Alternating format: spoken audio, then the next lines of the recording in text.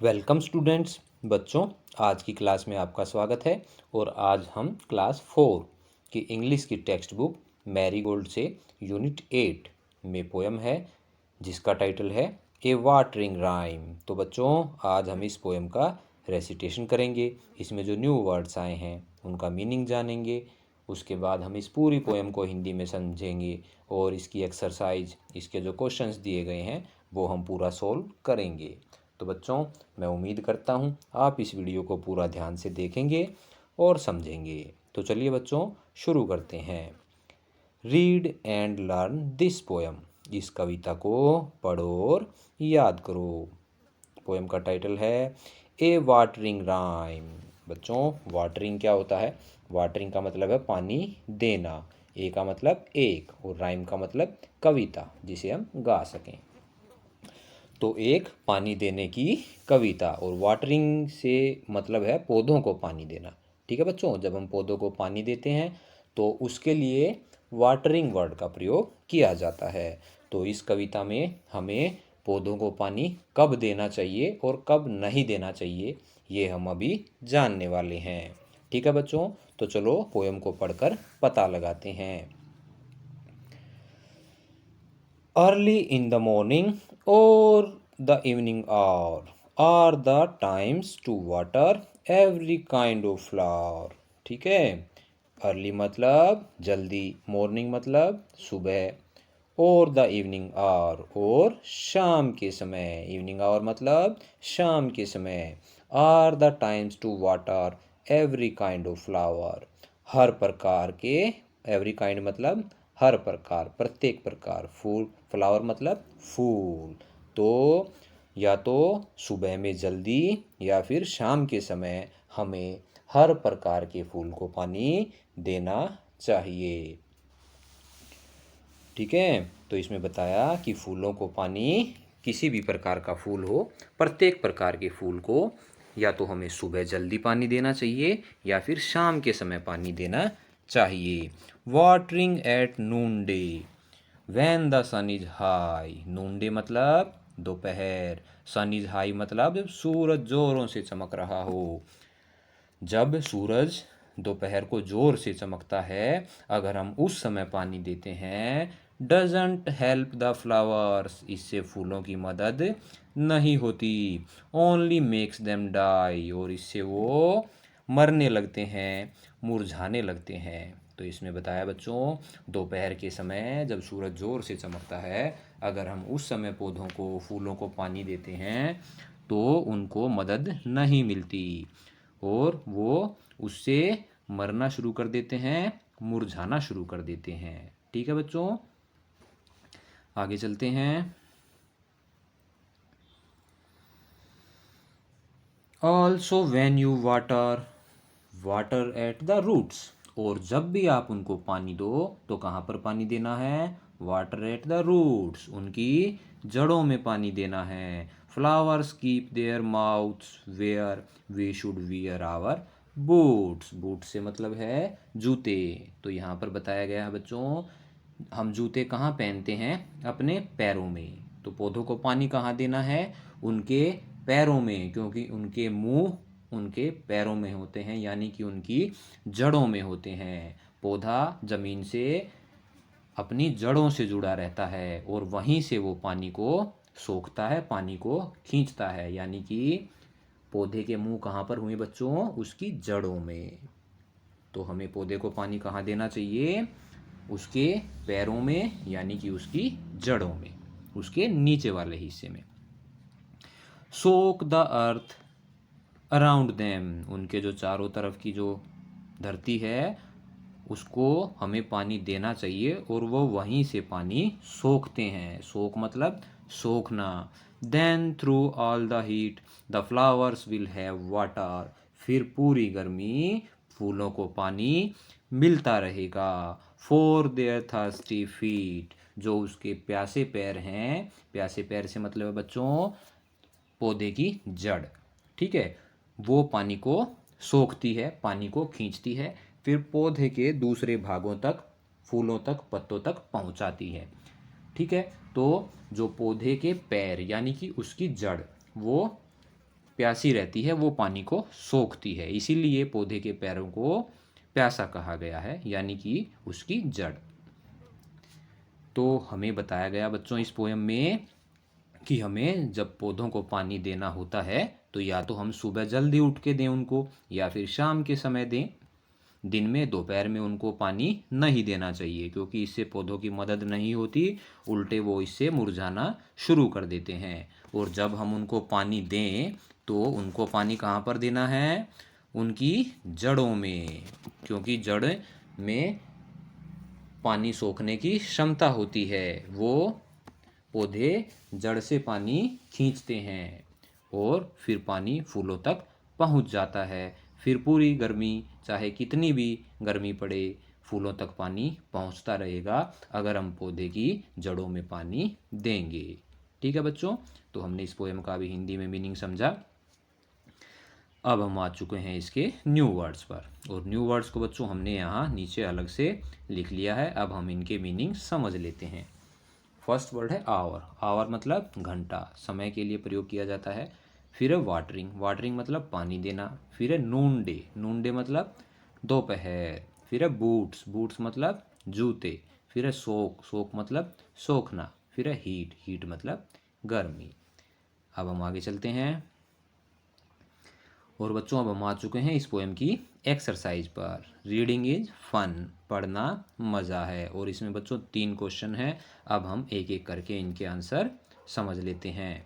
Question 1, what is the best time to water the plants? पौधों को पानी देने का सबसे अच्छा समय कौन सा है? तो इसका आंसर है बच्चों, the best time to water the plants is early in the morning और द इवनिंग आवर। तो पौधों को पानी देने का सबसे अच्छा समय है, या तो हमें सुबह जल्दी पानी देना चाहिए या फिर शाम के समय पानी देना चाहिए।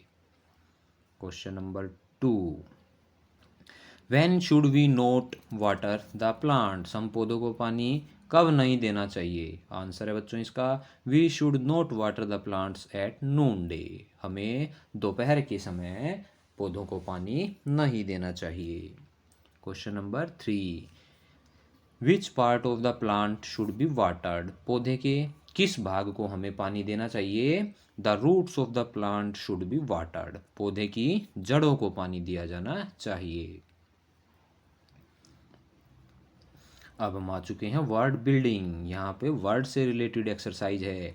Place letters in their right order to form the names of flowers. बच्चों यहाँ पर हमें ब्लैंक्स को फिल करके फ्लावर्स के नेम को कंप्लीट करना है। यहाँ पर जम्बल्ड वर्ड्स हैं, अल्फ़ाबेट्स को जम्बल किया गया है और उनको हमने सही करके यहाँ पर फ्लावर्स के नेम को कंप्लीट करना है। तो फर्स्ट इन अल्फ़ाबेट्स जो जम्बल्ड हैं इनको हमने कंप्लीट करके यहाँ पे फ्लावर नेम बनाया स्वीट पी। स्वीट पी का मतलब होता है मीठी मटर का फूल। ठीक है, जो मीठी मटर के पौधे पर जो फूल आता है उसके लिए स्वीट पी वर्ड का प्रयोग किया गया है। सेकंड नंबर पे ये अल्फ़ाबेट्स हैं, ये जम्बल्ड वर्ड है, इसको हमने ठीक करके लिखा इधर मैरीगोल्ड मतलब गेंदे का फूल। थर्ड में हमने किया जैस्मीन मतलब चमेली का फूल। इसी तरीके से हमें आगे भी करना है। फोर्थ में हमने किया लोटस मतलब कमल का फूल। फिर है इसको फोर्थ को हमने ठीक किया मोगरा। मोगरा को हिंदी में मोगरा ही बोल देते हैं। फिर है डाहलिया। डाहलिया को भी हिंदी में डाहलिया बोल देते हैं। उसके बाद है फ्लॉक्स। फ्लॉक्स को हिंदी में बोलते हैं पटुआ का फूल। और उससे नेक्स्ट पेंसी मतलब पांसे का फूल। और लास्ट में हमारा है हिबिस्कस। हिबिस्कस मतलब गुड़हल का फूल। तो बच्चों इस तरीके से आपको इन जम्बल्ड वर्ड्स को ठीक करके लिखना है और हमें फ्लावर्स नेम यहाँ पर बनाकर लिखने हैं। Fun time, you have visited your school garden. आप अपने स्कूल के बगीचे में गए होगे। And seen different kinds of plants, और आपने वहाँ अनेक प्रकार के पौधे देखे हैं। प्लांट्स, शर्ब्स, ट्रीज, वहाँ पर अनेक प्रकार के पौधे, झाड़ियाँ और पेड़ आपने देखे हैं। This grid has the names of different parts of a tree. कौन कौन से हैं? Look for these words, bird बच्चों नीचे एक ग्रिड है, ग्रिड का मतलब होता है एक जाल। यहाँ पर एक जाल है जिसमें अल्फ़ाबेट्स लिखे हुए हैं, और इन अल्फ़ाबेट्स में से हमें ढूंढने हैं पार्ट्स ऑफ ए प्लांट। पौधे के जो अंग होते हैं अलग अलग, उनके नेम हमें इसमें से ढूंढने हैं। पौधे के अंग कौन कौन से होते हैं? बड, बड होती है बच्चों कली, फूल को खिलने से पहले। ठीक है, फिर है पोड, पोड होती है फली, जो फलीदार पौधे होते हैं उन पर फली लगती है। फिर है लीफ, लीफ होता है पत्ता। फिर है स्टेम, स्टेम होता है तना। फिर है रूट्स, रूट्स होती हैं जड़। फिर है थॉर्न्स, थॉर्न्स होते हैं कांटे। फिर है ब्रांचेज, ब्रांचेज होती हैं उसकी शाखाएं। फिर है फ्लावर्स, फ्लावर्स होते हैं फूल। तो ये सभी प्लांट्स के पार्ट्स के नेम हैं, और इनको हमें ढूंढना है नीचे दिए गए ग्रिड में। कैसे ढूंढना है? वर्टिकली, या तो वो ऐसे सीधे अल्फ़ाबेट्स को जोड़ने से मिलेंगे। फिर हॉरिजॉन्टली, या फिर उनको अल्फ़ाबेट्स को हमें ऐसे लेटे हुए ढूंढना है। फिर डायगनली, डायगनली का मतलब ऐसे हम उनको टेढ़ा भी जोड़ के बना सकते हैं।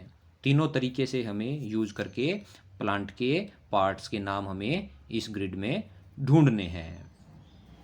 तो बच्चों ये ग्रिड है, और इसमें जैसे एक हम अभी ऐसे ढूंढ देते हैं, ये है इधर बड। ठीक है, अभी हमने ऊपर देखा था बड, बड एक प्लांट का पार्ट का नेम है, कली जिसको बोलते हैं। ठीक है, तो इसी तरीके से आपको ढूंढ के उनको ऐसे सर्कल करना है। ये इसके आगे हमने इस ग्रिड को यहाँ पर आपके लिए कंप्लीट किया है। आप इस ग्रिड को यहाँ से ध्यान से देखेंगे और अपनी बुक में जो ये प्लांट के जो पार्ट्स के नेम हैं इनको सर्कल करेंगे। ठीक है, तो एक बार समझ लेते हैं इनको। यहाँ पर है सबसे पहले बड, कली। फिर है यहाँ स्टेम मतलब तना। यहाँ पर है पोड मतलब फली। यहाँ पर है लीफ मतलब पत्ता, और ये है फ्लावर मतलब फूल। अब क्या बच गए नीचे हमारे? यहाँ पर है ब्रांचेज यानी कि शाखाएं, और यहाँ पर है रूट्स यानी कि जड़ें। तो बच्चों इस ग्रिड को देखकर, इस ग्रिड को ध्यान से देखकर आप अपनी बुक में दिए गए ग्रिड को भरेंगे, और जो पार्ट्स हैं प्लांट के डिफरेंट पार्ट्स उनको वहाँ पर सर्कल करेंगे और याद करेंगे।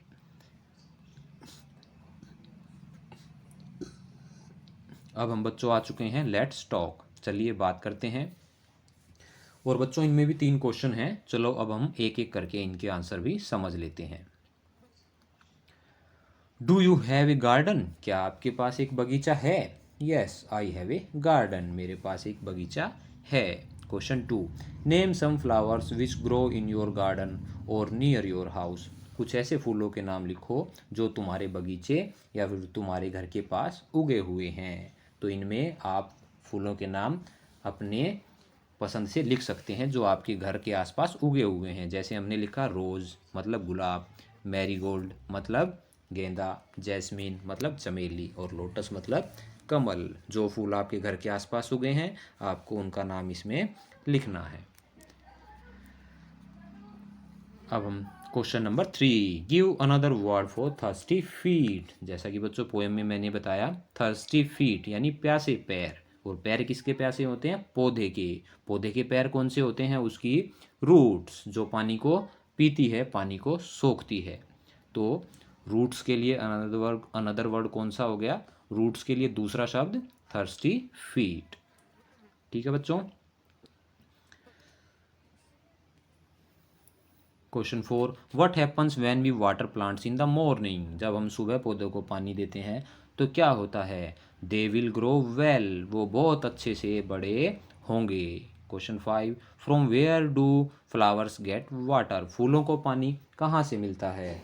फ्रॉम द बॉटम, पौधे के निचले भाग से, यानी कि रूट से। रूट होती हैं जड़ें। ठीक है बच्चों, जड़ों से ही पूरे पौधे को पानी मिलता है। से अलाउड, जोर से कहिए। फर्स्ट वर्ड है अर्ली, अर्ली मतलब जल्दी। फिर है करली, करली मतलब घुंघराले। फिर है श्योरली मतलब निश्चित तौर पर। फिर है और मतलब हमारा। फिर है आवर, आवर मतलब घंटा। फिर है आर, आर मतलब हैं। फिर है फ्लावर मतलब फूल, फ्लोर, फ्लोर मतलब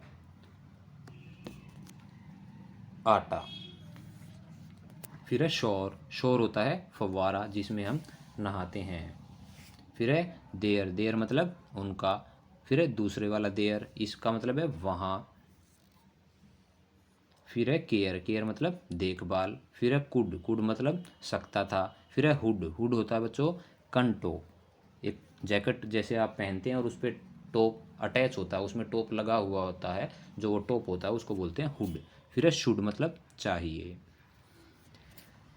फिर है वेयर, वेयर मतलब कहाँ, वेयर, वेयर मतलब पहनना, सीट मतलब बैठने के लिए जगह, और शीट, शीट मतलब पेज लिखने के लिए, फिर है शेक मतलब हिलाना, फिर है शेक, शेक मतलब खातिर, किसी की खातिर या मेरी खातिर जब हम बोलते हैं तो उसका इंग्लिश में बोलते हैं उसको शेक, ब्रेड, ब्रेड मतलब रोटी, फिर है स्प्रेड, स्प्रेड मतलब फैलाना, फिर है हाई, हाई मतलब ऊंचा, फिर है साई, साई मतलब गहरी सांस लेना। तो इनको आप जोर से पढ़ेंगे। अब हम आ चुके हैं यहाँ, pick out the silent letters from these words. बच्चों नीचे कुछ वर्ड्स दिए गए हैं और उनमें कुछ साइलेंट लेटर्स हैं। अब ये साइलेंट लेटर्स कौन से होते हैं? साइलेंट लेटर्स वे लेटर होते हैं जो वर्ड में लिखे तो जाते हैं लेकिन बोले नहीं जाते, उनकी साउंड नहीं आती, वो साइलेंट होते हैं। प्रोनाउंसिएशन करते हैं जब हम वर्ड का तो उस अल्फ़ाबेट की साउंड उसमें नहीं आती, ऐसा अल्फ़ाबेट, ऐसा लेटर उस वर्ड में साइलेंट लेटर कहलाता है। तो इन वर्ड्स को हमने आगे अलग से लिख लिया है, चलो देखते हैं। Silent letters in these words in given in brackets. तो बच्चों इन वर्ड्स के ब्रैकेट में जो वर्ड, जो अल्फ़ाबेट लिखा हुआ है वो उनमें साइलेंट है। जैसे और, और में एच की साउंड नहीं आ रही तो एच हमारा यहाँ पर साइलेंट है। ओफन में टी की साउंड नहीं आ रही तो टी हमारा साइलेंट है। राइट, राइट में डब्लू की साउंड हमारी नहीं आ रही तो डब्लू हमारा साइलेंट है। निट में के की साउंड नहीं आ रही तो के हमारा साइलेंट है। नो में के की साउंड नहीं आ रही तो के हमारा साइलेंट है। नाइफ में के की साउंड नहीं आ रही तो के हमारा साइलेंट है। रोंग में डब्लू की साउंड नहीं आ रही तो डब्लू हमारा साइलेंट है। नाइट में जी की साउंड नहीं आ रही तो जी हमारा साइलेंट है। हाई में जी की साउंड नहीं आ रही तो जी हमारा साइलेंट है। अब अगला है डाउट, डाउट में बी की साउंड नहीं आ रही तो बी साइलेंट है। कुड में एल की साउंड नहीं आ रही तो एल साइलेंट है। और वाक में एल की साउंड नहीं आ रही तो एल हमारा साइलेंट है। तो आपको इस तरीके से इन लेटर्स को ढूंढ कर लिखना है। ठीक है बच्चों, अब चलते हैं आगे। लेट्स राइट, चलो लिखते हैं। Question 1, right rhyming words for the words given below. नीचे कुछ वर्ड्स दिए गए हैं और हमें उनके राइमिंग वर्ड लिखने हैं। राइमिंग वर्ड कौन से होते हैं बच्चों? जो बोलने में पीछे से एक जैसे होते हैं, पीछे से उनकी साउंड एक जैसी आती है। One has been done for you, एक आपके लिए किया गया है। कौन सा किया गया है? मॉर्निंग इवनिंग, पीछे से दोनों की साउंड एक जैसी है तो ये राइमिंग वर्ड हो गई। कार और फार, फार का मतलब दूर, ये दोनों भी राइमिंग वर्ड हो गए। अब चलते हैं आगे नेक्स्ट पेज पर। फर्स्ट वर्ड है हाई, हाई मतलब ऊंचा, उसका राइमिंग वर्ड है साई, साई मतलब गहरी सांस। फिर है हीट, हीट मतलब गर्मी। नीट, नीट मतलब साफ। बूट्स मतलब जूते। रूट्स मतलब जड़ें। वेयर मतलब कहाँ, और देयर मतलब वहाँ। तो ये बच्चों राइमिंग वर्ड हैं, आपको इस तरीके से इनको लिखना है। Question 2, words like morning evening watering and in इंग। तो बच्चों जो ये वर्ड्स हैं, मॉर्निंग है, इवनिंग है, वाटरिंग, इनमें क्या खास बात है? पीछे इनमें आईएनजी लगा हुआ है। तो हमें नीचे ब्लैंक्स में ऐसे ही 6 शब्द और बनाकर लिखने हैं। तो फर्स्ट हमने बनाया बच्चों सिंगिंग मतलब गा रहा, फिर है डांसिंग नाच रहा, राइटिंग लिख रहा, स्लीपिंग सो रहा, गोइंग जा रहा, और ड्रिंकिंग पी रहा। तो इस तरीके से आपको 6 न्यू वर्ड बनाने हैं जिनके पीछे आईएनजी लगा हो और यहाँ पर ब्लैंक्स में फिल करना है। Question 3, look for words in the poem which sound like the words given below. हमें नीचे ब्लैंक्स में ऐसे वर्ड्स को फिल करना है पोयम से ढूंढ कर फिल करना है जिनकी साउंड इन वर्ड्स के जैसी हो, यानी कि वे वर्ड इनके राइमिंग वर्ड होने चाहिए। आर का हमने लिखा और मतलब घंटा। देयर का हमने लिखा देयर, देयर मतलब उनका। फ्लोर, फ्लोर का मतलब आटा और फ्लावर का मतलब फूल। फिर वेयर, वेयर मतलब कहाँ और वियर मतलब पहनना। फिर सन मतलब बेटा और सन मतलब सूरज। थ्रू मतलब फेंक दिया और थ्रू मतलब के द्वारा। इस तरीके से आपको ये राइमिंग वर्ड यहाँ पर फिल करने हैं और ये राइमिंग वर्ड हमने पोयम में से ढूंढ कर ही लिखने हैं क्वेश्चन नंबर 3 में। ओके, अब चलते हैं आगे क्वेश्चन नंबर 4 पर। In the sentences below, the capital letters, commas, full stops and question marks are missing. Put these in the correct places. तो बच्चों नीचे खाली सेंटेंस लिखे हैं और उनमें comma, full stop, question mark वगैरह नहीं लगाए गए हैं। ये काम हमें करना है कि कहाँ पर कोमा आएगा, कहाँ पर फुल स्टॉप आएगा और कहाँ पर क्वेश्चन मार्क आएगा, और हमें सेंटेंस को कंप्लीट करके नीचे दिए गए ब्लैंक में लिखना है। फर्स्ट को हमने कंप्लीट किया। On Monday I will go to school, सोमवार को मैं स्कूल जाऊंगा, यहाँ पर कोमा लगाया और यहाँ पर फुल स्टॉप लगाया। B, Rahim, Ravi and Raju are going to see the circus, Rahim, Ravi और राजू सर्कस देखने जा रहे हैं, यहाँ पर कोमा लगाया और लास्ट में क्या लगाया, फुल स्टॉप, और आर को हमने कंप्लीट कर दिया। Point number C, Sita where are you looking, तो हमने यहाँ पर कोमा लगाया और यहाँ पर क्वेश्चन मार्क लगाकर सेंटेंस को कंप्लीट किया। The tailor went to the market mister Singh, तो यहाँ पर मिस्टर सिंह को बताया गया कि दर्जी मार्केट में गया है, यहाँ पर कोमा लगाया, यहाँ पर फुल स्टॉप लगाया, और ये मिस्टर जो शॉर्ट फॉर्म में है यहाँ पर भी फुल स्टॉप लगाया, शॉर्ट फॉर्म के साथ भी डॉट आता है। तो इस तरीके से आप इनको कंप्लीट करेंगे। चलते हैं अब नेक्स्ट पेज पर। Every Sunday I go for a walk, प्रत्येक सोमवार, प्रत्येक रविवार को मैं सैर के लिए जाता हूँ। हैव ब्रेकफास्ट, नाश्ता करता हूँ। रीड स्टोरी बुक्स, कहानियों की किताब पढ़ता हूँ। लिसन टू म्यूजिक, संगीत सुनता हूँ। एंड वॉच टेलीविज़न, और टेलीविज़न देखता हूँ। तो यहाँ पर हमने कोमा लगाया, यहाँ कोमा लगाया, यहाँ कोमा लगाया, और लास्ट में क्या लगाया, फुल स्टॉप। इस तरीके से इसको हमने यहाँ पर कंप्लीट किया। अगला है Lakshmi why are you crying, Lakshmi तुम क्यों रो रही हो, तुम क्यों चिल्ला रही हो, तो यहाँ पर कोमा लगाया और यहाँ पर क्वेश्चन मार्क लगा के हमने इसको कंप्लीट किया। अगला है G, what is the colour of the sky, आसमान का रंग क्या है, ये क्वेश्चन है, तो यहाँ पर क्वेश्चन मार्क आएगा। इस तरीके से इसको कंप्लीट करना है।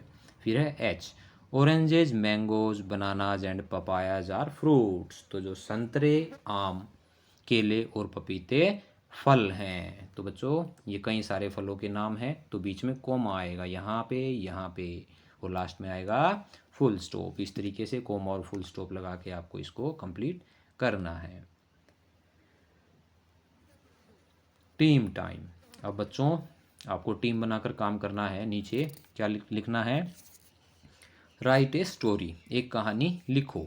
About A plant that is in danger, एक पौधा जो खतरे में है, उसके बारे में हमें एक कहानी लिखनी है। Write about how you might help to save it, और लिखो कि तुमने उसको बचाने में मदद कैसे की। Be sure the story has a beginning, A middle and the end, तो कहानी का एक शुरुआत होनी चाहिए, एक उसका मध्य भाग होना चाहिए और एक कहानी का अंत होना चाहिए। आपको एक कहानी लिखनी है। और नीचे क्या है, प्रिपेयर ए स्पीच, एक भाषण तैयार करो। किस बारे में, prepare a speech giving some reasons why it is important to protect flowers and plants, हमें इस बारे में एक भाषण तैयार करना है कि पौधों और फूलों को बचाना क्यों ज़रूरी है। Include ways that you could help protect endangered plants in your school, आपको ये भी बताना है कि आप अपने स्कूल में जो खतरे वाले, जिन पौधों को खतरा है, उनको बचाने के लिए क्या कर सकते हैं। तो चलिए बच्चों देख लेते हैं, एक कहानी हमने छोटी सी आपके लिए लिखी है। आप अपने आप भी कहानी बनाकर लिख सकते हैं। तो इस कहानी को चलो पढ़ते हैं। Story, the child and the tree, लड़का और पेड़। One day a boy was going to his village by forest. एक दिन एक लड़का जंगल से अपने गांव जा रहा था। He heard some noises that someone was crying for there for help. उसने कुछ आवाज़ें सुनी कि कोई मदद के लिए चिल्ला रहा है। He saw, उसने देखा that a tree near to him was crying for help, कि उसके पास में एक पेड़ मदद के लिए चिल्ला रहा था। He asked the tree why he is crying. उसने पूछा पेड़ से कि वह क्यों चिल्ला रहा है, क्यों रो रहा है। The tree told him that a wood cutter come today to cut him. Wood cutter होता है लकड़हारा, लकड़ी काटने वाला। तो उसने बताया कि आज एक लकड़हारा उसे काटने के लिए आएगा। द बॉय आस्क्ड, लड़के ने पूछा, द ट्री, उस पेड़ से पूछा, हाउ ही न्यू दिस, कि उसको इस बारे में कैसे पता है। The tree told that yesterday wood cutter was saying this when he passed from there. तो पेड़ ने उसे बताया कि कल जब वह लकड़हारा यहाँ से गुजरा तो वह यह बात कह रहा था। The tree was very afraid, पेड़ बहुत डरा हुआ था। अफ्रेड मतलब डरा हुआ। द चाइल्ड टोल्ड दैट, बच्चे ने बताया, his father is a forest officer, उसके पिताजी एक वन अधिकारी हैं। He would come back soon, वो जल्दी वापस आएगा उसके पास। विद हिम, उनके साथ। The child came back with his father there, वहाँ पर वो बच्चा अपने पिताजी के साथ वापस आया। एंड फाउंड दैट, और उसने उसने पाया, that the wood cutter was doing preparation to cut that tree.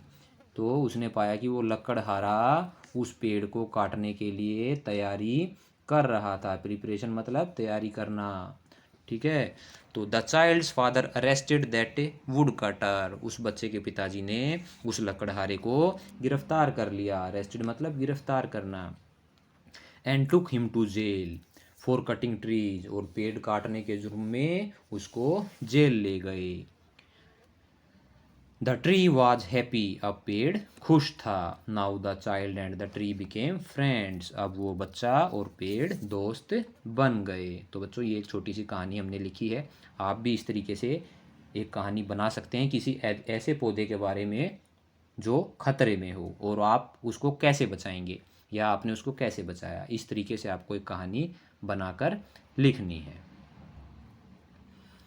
Next है एक स्पीच, कि आप पौधों को और फूलों को बचाना क्यों ज़रूरी है और उसको हम कैसे बचा सकते हैं। Respected teachers and my dear friends, आदरणीय अध्यापक और मेरे प्रिय साथियों। Flowers and plants are important part of our life, फूल और पौधे हमारी ज़िंदगी के महत्वपूर्ण अंग हैं। Plants give us fresh air to breathe, पौधे हमें सांस लेने के लिए ताज़ा हवा देते हैं। फ्रेश एयर मतलब ताज़ा हवा, ब्रीथ मतलब सांस लेना। Flowers add beauty to the nature, फूल प्रकृति में सुंदरता बढ़ाते हैं। ब्यूटी मतलब सुंदरता, नेचर मतलब प्रकृति।